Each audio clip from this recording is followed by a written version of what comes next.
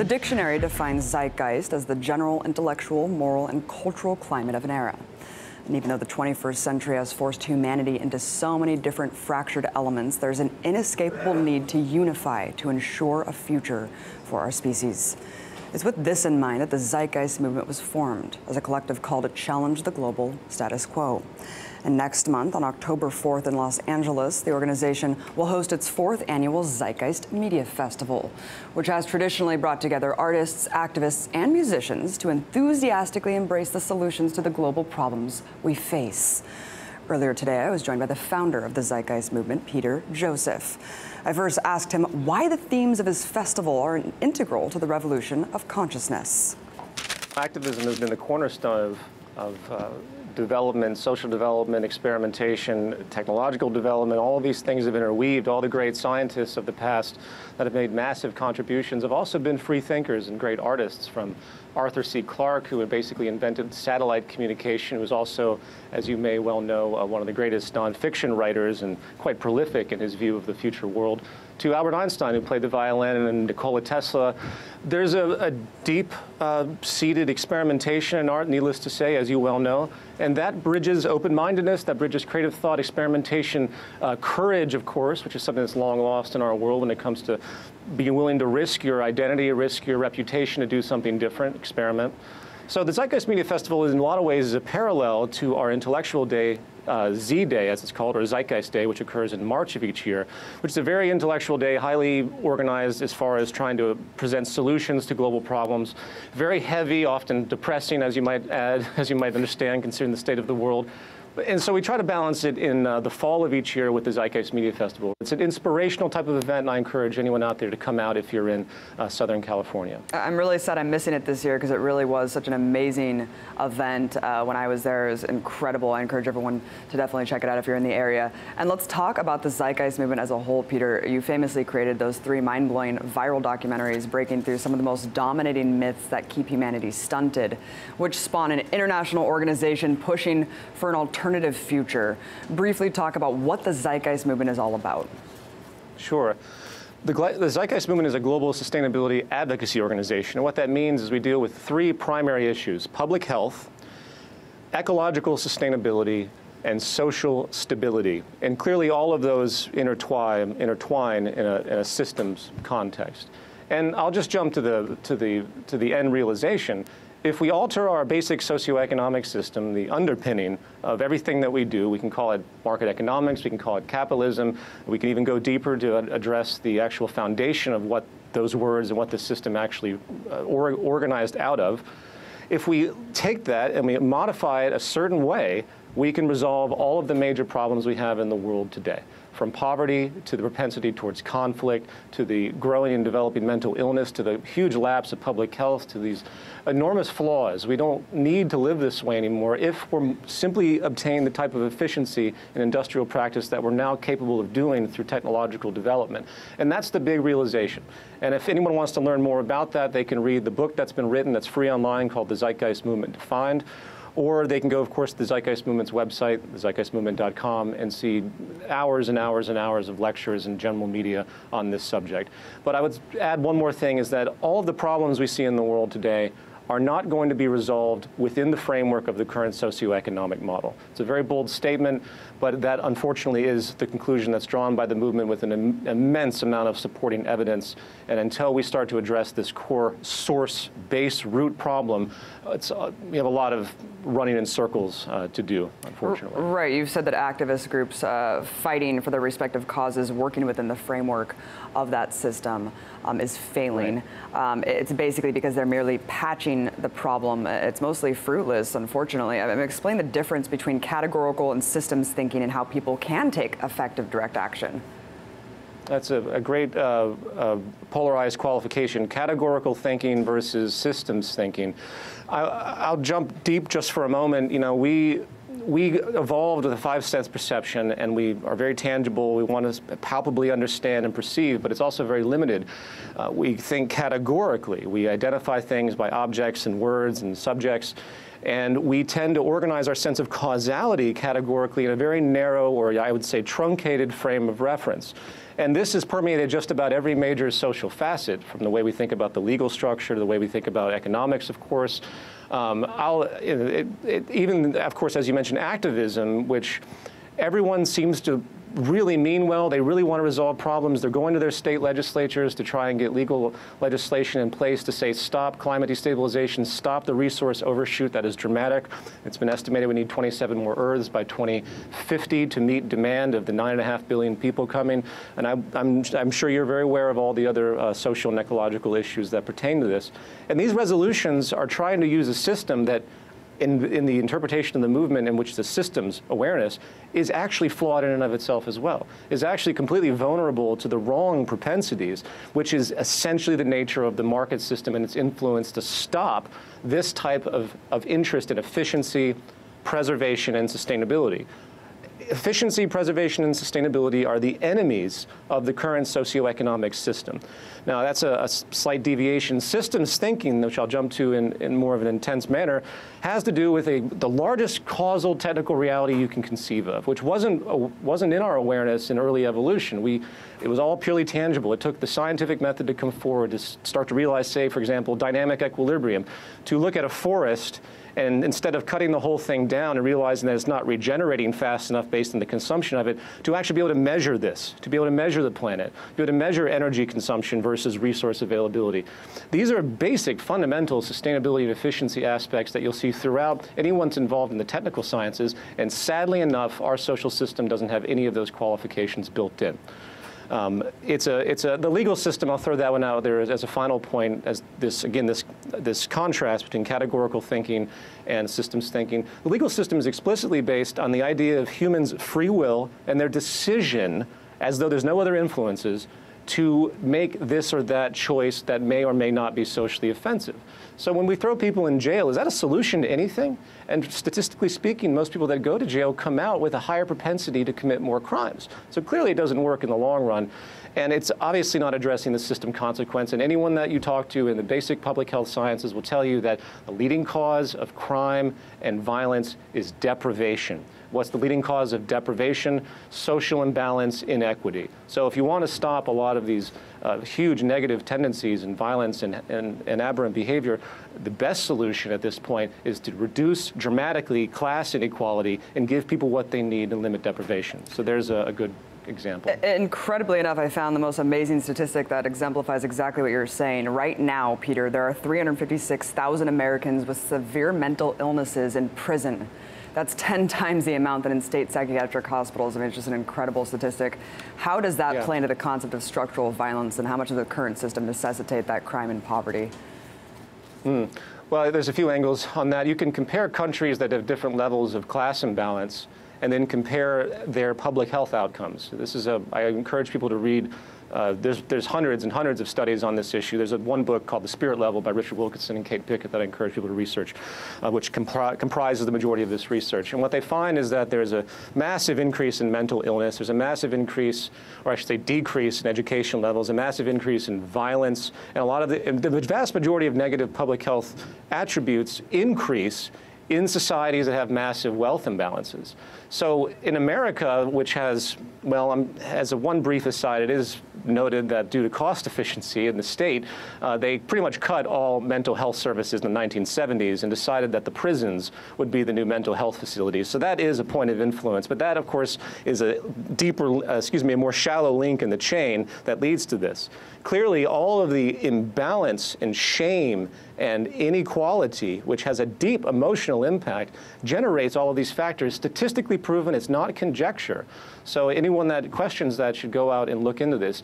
If we don't take a systems perspective, nothing gets resolved. We run in circles. Even the criminal propensity, everyone's obsessed with criminal politicians and corruption. The analogy I use is that you can stomp on the ants that come out from under your refrigerator and keep stomping on them and spraying them and trying to get rid of them, or maybe you can remove the spoiled produce or food that's behind the refrigerator that's actually causing them to come. And that's what this society doesn't do. It doesn't resolve any of its problems. And to add one more punchline to that, it's not profitable to resolve any problems in this society. Peace and sustainability and efficiency, these are things that, if achieved, create a nice equilibrium where little action is required. And that is, again, the antithesis of what our economic system demands, especially at this stage, given the unemployment. It needs problems in order to keep persisting with GDP, employment, growth, et cetera. I just don't understand why people can't see the link between that structural violence and the millions of deaths, hunger, poverty, inequality. I will add one more thing, since I don't want to pass this up. It's a very dramatic statistic. And in one of the more seminal works in structural violence in 1976, public health authors figured out that back then there were 18 million deaths that were caused a year. And I suspect it's much higher now, 18 million deaths a year. And that's, 34 years later, that's about 700 million deaths that have been caused unnecessarily. That outpaces the deaths of every dictator, every war in the 20th century. This is, I mean, we talk about terrorism when people are freaking out right now over ISIS. And, as you know very well, the statistics of any American or any in the West dying of terrorism is about as nominal as you can get. I mean, we're not focusing on the car death epidemic. That's a true public health issue. We're not focusing on people that simply die of mere allergies and trying to help them to avoid these types of things or get them into some type of medical condition where it doesn't happen. I mean, the spectrum, the relativism and the distortion of this relativism is truly mind-numbing. If anything, when people walk away with this interview, is to really stop to think about what you see in the media as important, and then ask yourself statistically, what is really important to public health? What is really important to reducing human suffering? And what you see in the media is just a big dog and pony show for ulterior motives. So I'll stop it there. Yeah, no, I mean, it is amazing. I mean, the fear-mongering, the 9/11 fear-mongering still today. And I mean, it's basic. It's very obvious that the military-industrial complex just needs this manufactured enemy continued. First, it's Al-Qaeda, then it's ISIS. What's next? It's always going to be something, Peter. Let's talk about how capitalism, of course, is unsustainable, predatory. And you say it's a contradiction into itself, but you also say it's not the source of the problem. It's merely a symptom. Elaborate on why. You usually get labeled really rapidly when you start to criticize capitalism, given the decades of propaganda and the kind of educational bias you have in traditional educational circles, high schools in America and the West.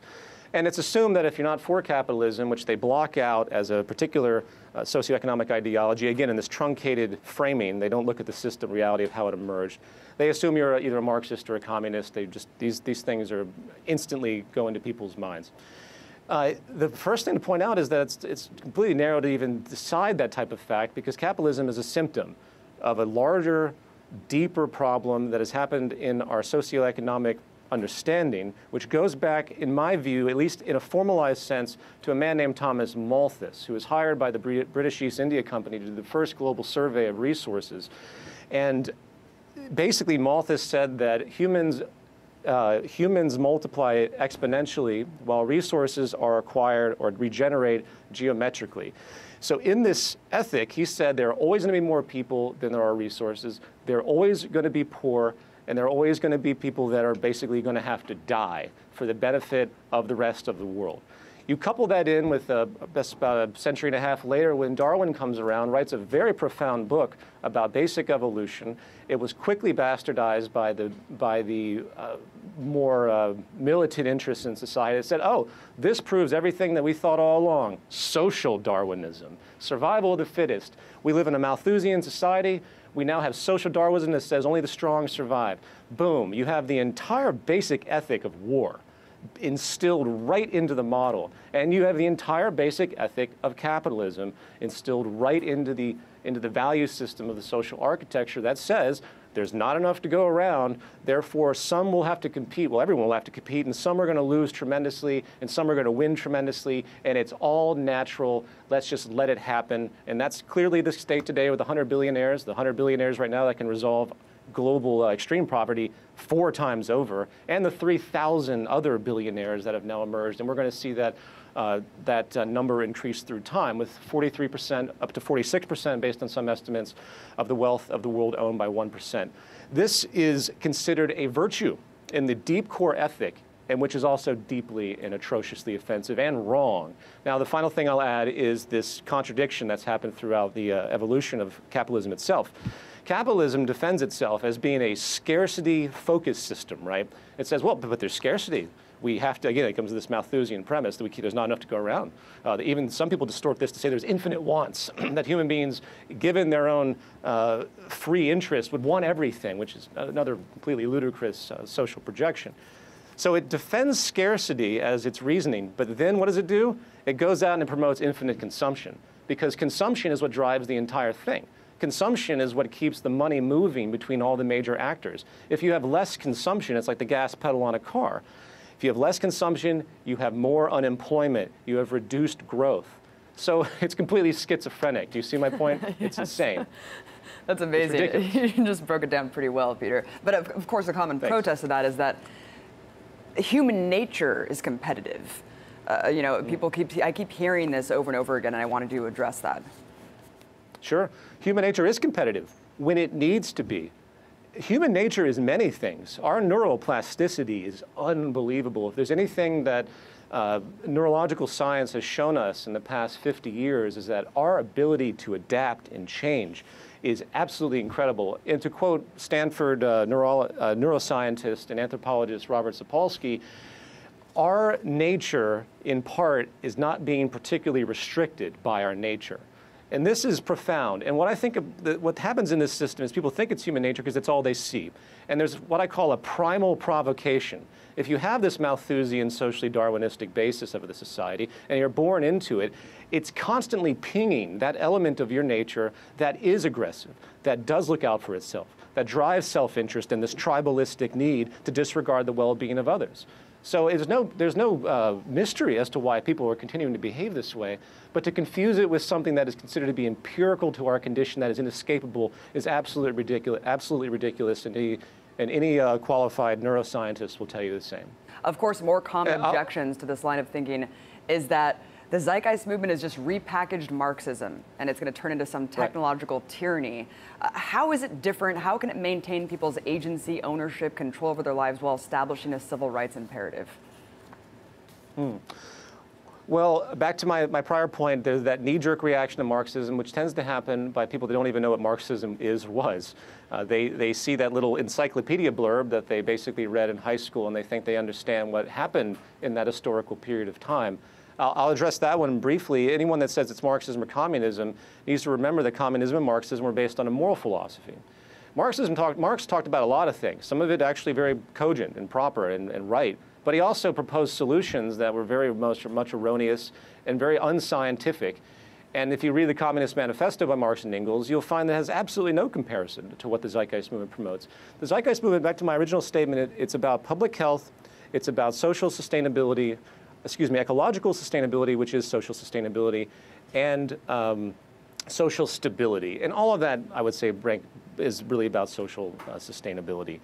And when you put this train of thought together, there's that term, train of thought, you have a ground-up realization based on the evidence that exists of what actually makes a working society. What actually will assure future generations, which we, by the way, share the world with. We don't just share the world with the 7 billion people we have right now. We share the world with our kids and our grandkids. We have to keep that in mind. And the more we are irresponsible, the more it hurts everybody in the future, just as much as it hurts everybody right now.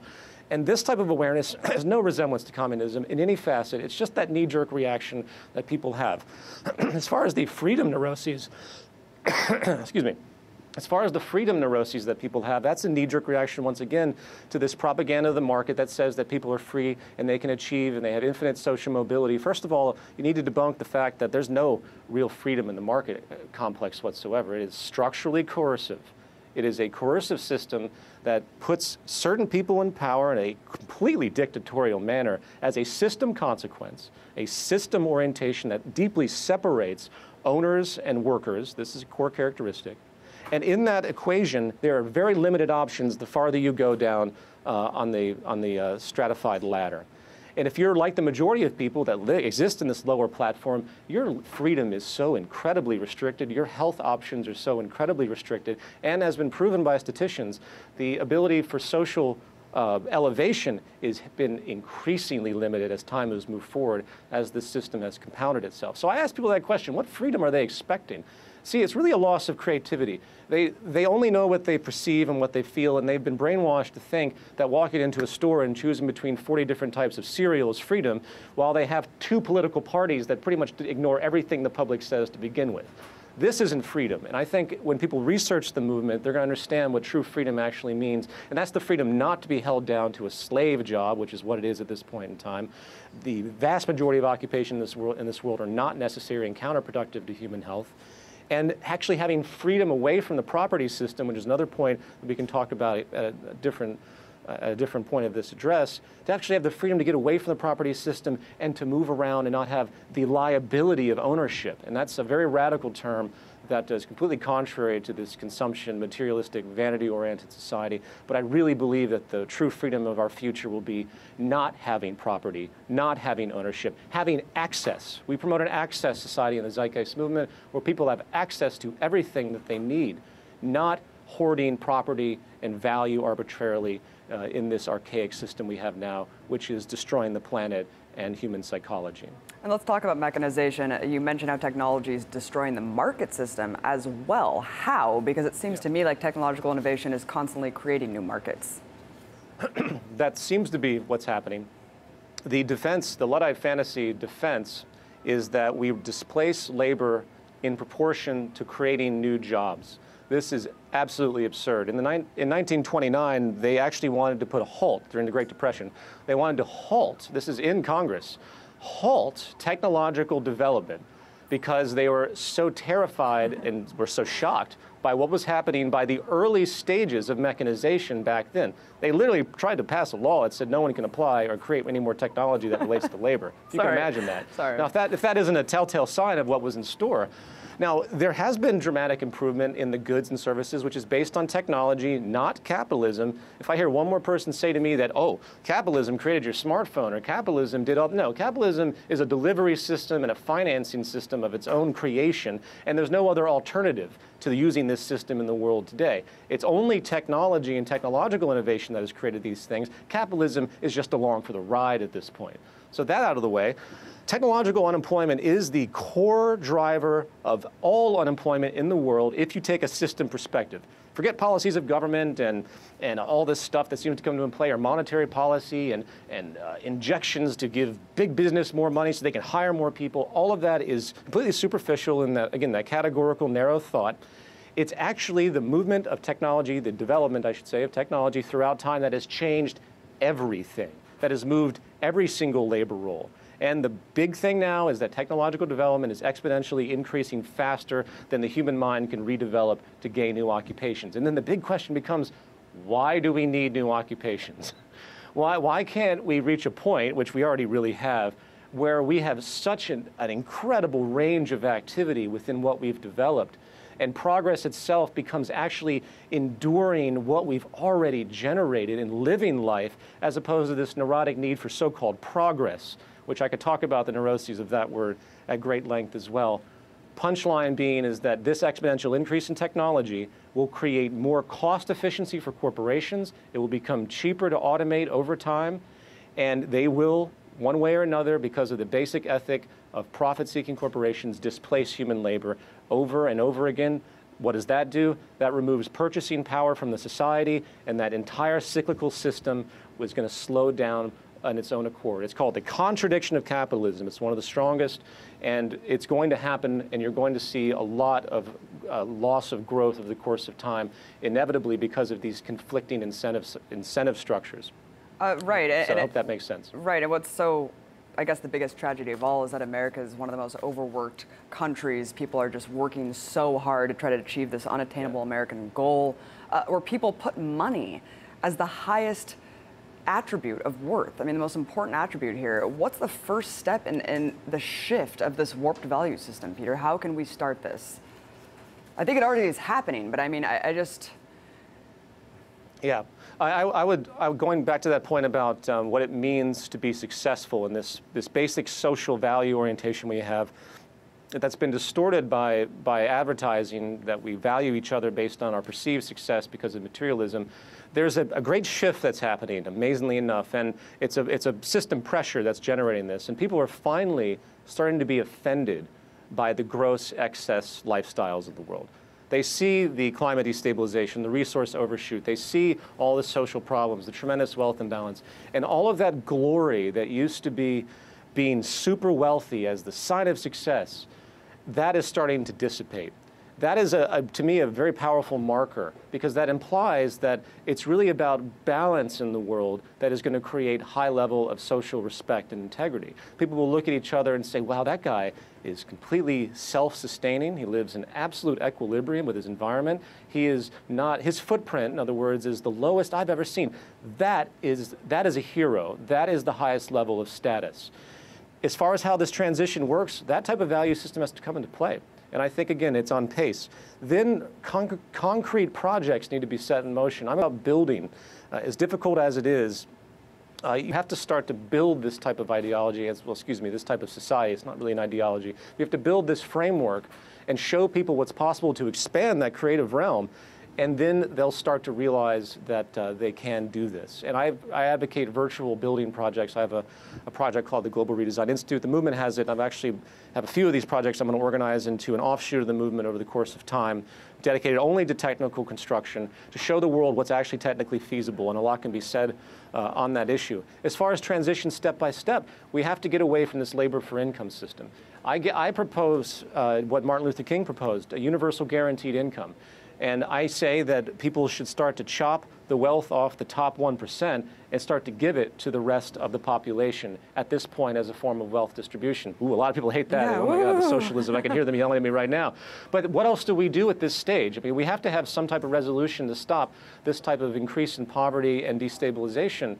And that type of idea is not irrational. And I think any billionaire out there with any type of social consciousness should be doing this themselves. As I stated earlier, the top 100 billionaires out there can resolve extreme poverty 4 times over. I mean, that's incredible. And there's numerous other statistics that show how much more capable they could be if this type of resource monetary allocation was done to the general population. That aside, universal guaranteed income would raise the standard of living of the vast majority of humans in America and on the planet if it was applied, removing an enormous amount of public health stress. You would see an absolute increase in violence. You'd see an absolute increase in mental health disorders. You would see an absolute increase in just about everything that relates to general public health concerns if we did that. Then, as another step, and I can go on and on, so you stop me when you want me to, you start to create technical applications in local cities for food production. Localized food production through automated means, not financial means. We're not financing corporations. You take the city government and you get them to build high-tech food creation systems through aquaponics and aeroponics. It's in the book.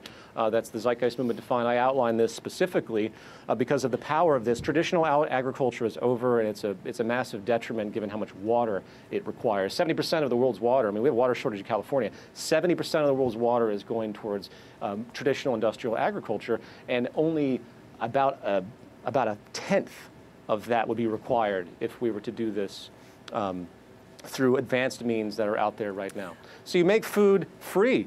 You give it away through technical means again, not subsidization. And then you begin this transition where you go step by step to making things free through technical reorientation. Eventually you're going to hit a halfway mark where you've offset all the labor displacement, all the income displacement because of unemployment by these free mechanisms and, of course, universal guaranteed income.